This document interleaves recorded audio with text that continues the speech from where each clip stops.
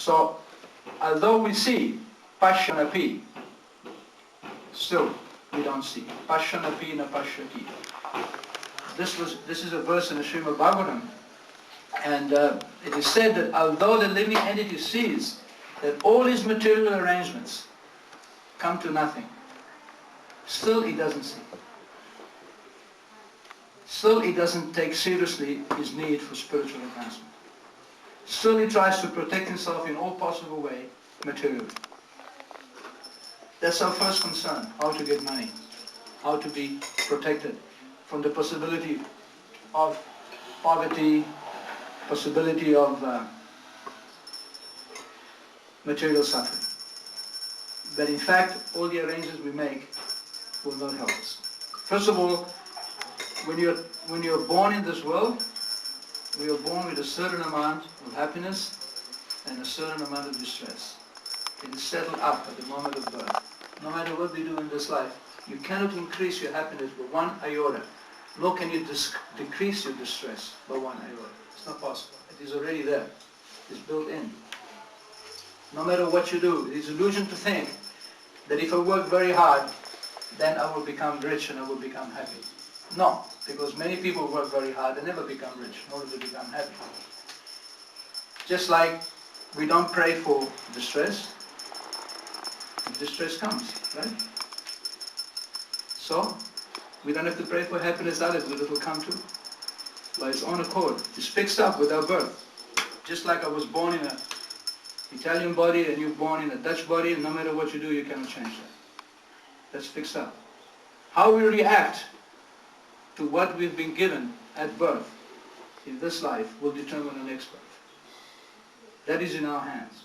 How we will take the next birth, that will be determined by what we do in this life. So better to accept whatever comes, good or bad, in a philosophical way, and spend our time to cultivate God consciousness, because then in the next birth, if there's going to be a next birth, if we haven't become perfect in this life, we'll carry on with our practice of God consciousness. It's a no-lose situation. But if you spend this life simply fighting against what is already predestined, that is pramatna nidanam, it is madness. It is madness, because it's not going to solve the problems. For one, it's not going to solve the problem, and it's going to create a worse situation in the next life. And that is called pashyanapi na pashyati. That we can see these things as easy to see, yet we don't see. Yet we don't see. I mean, can any material situation resolve the problems of old age? Can any material arrangement resolve the problem of disease? Just because you have €1,000,000 doesn't mean you're not going to get sick, you're not going to get old, you're not going to die. Not at all.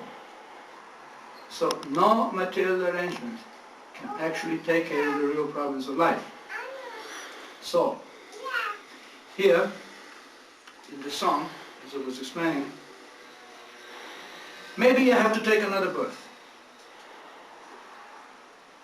That's a possibility. Sorry to say, a very, very strong possibility. So Bhaktivinoda says, Jamma obimo icha jalitor. Now, we made this at the beginning of this lecture. I made the suggestion that we make this deal with this Paramatma. We make this arrangement with God in our heart. So we start talking to Him to get our problem solved. So one thing we can say to Him, this is, my dear Lord, He says here, Jamma obimor, if I have to take another birth, icha jalitor, by your desire, then maybe, so we can say to God, my dear Lord, maybe I have to take another birth. Maybe that's my destiny, that is your desire. I don't know what God's desires are. I don't know what His plans are. I certainly know that His plans are perfect and transcendental. And I have no possible way of understanding the depth and the complexity and the beauty of God's plans. I cannot know. But I know His plans are good for me because He's my Supreme Father and He has my welfare at heart. So I can pray to Him that if I have to take another birth, that's all right, if that's your wish, but Bhakata Jami Grihe Jamaham. Let me take birth in a house of a devotee. Let me take birth in a situation where I can carry on with my spiritual advancement. Because that's the only reality There is no other reality. The only reality is spiritual, that because we are spirit souls. There is no other reality. There is no other way. I cannot tell you anything else. I cannot offer you anything else. Except that you are spirit souls, and that's the reality of your life. Everything else is simply illusion. I'm sorry to say, that's life. There's no nice way of putting it. I can't make you laugh, crack a joke. That doesn't work. Because it's a serious situation. Pramatta. Tasya pramatta nidanam. Out of madness we're going to hell. We don't want to do that. We don't want to waste this wonderful opportunity to make some advancement, to make this arrangement, this connection with God in the heart. So this is the whole purpose of life. So you should say to him, okay, by my destiny, whatever will be, will be. I have a destiny, whatever will be, good or bad, that's already settled up. Because of my previous activities, I'm now reaping the results. That's fine. I accept that. Don't go forever praying to God, I don't like this, I don't like that, give me this, give me that. Well, I've been driving you crazy. You think there's nothing better to do than listen to millions of people complaining from morning up to night to change the situation which they themselves have created to begin with? Oh, you want God to notice you? It's a very easy way. It's a very easy way to attract God's notice. Don't ask Him for anything. Just don't ask Him for anything. You stand out very quickly from the crowd. Because everybody else is a long litany, give me this, give me that, give me this. People become so disgusted with themselves and with God, they even refuse to believe in God. Why? Because they can't get what they want. Not the way it is. Not the way it is. So, pray with him and say, if I have to take another birth, let me take birth in a situation where I can go on with my relationship with you. Let me take birth in a situation where there will be some devotees, where there will be discussions about God. Please don't let me take birth in a body of an animal or a plant where I won't be able to talk to you or relate with you. Let me take birth in a situation where there is knowledge about you. So this is called Bhagavata Griya, in the house of a devotee. This is Bhakti Vinod observes. Then he says, Kita Jammaho Icha Jaditor.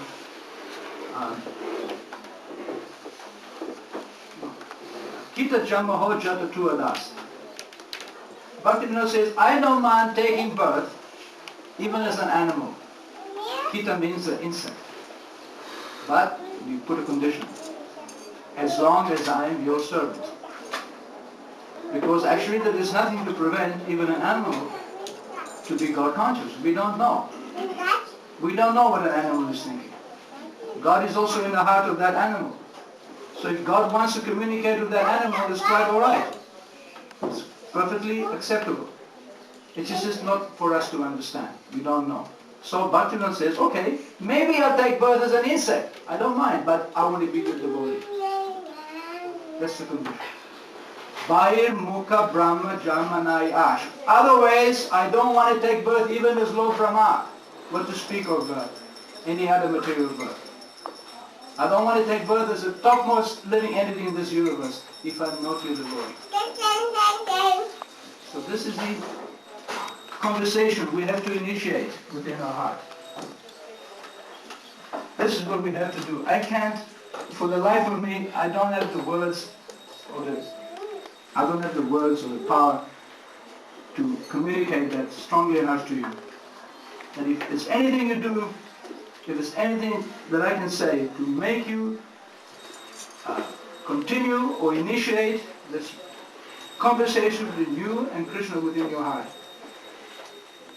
that is the best that I can possibly give. The best gift that I can give. Anybody can do. And in the 60 odd years of my life, it's the best thing that I've done. So now we can have a few questions. There's a few more verses, but I'll leave it for you to read the song. It's called Manasa Deyagaya. Mind, Body and House. Bhakti Vinod Thakur. So,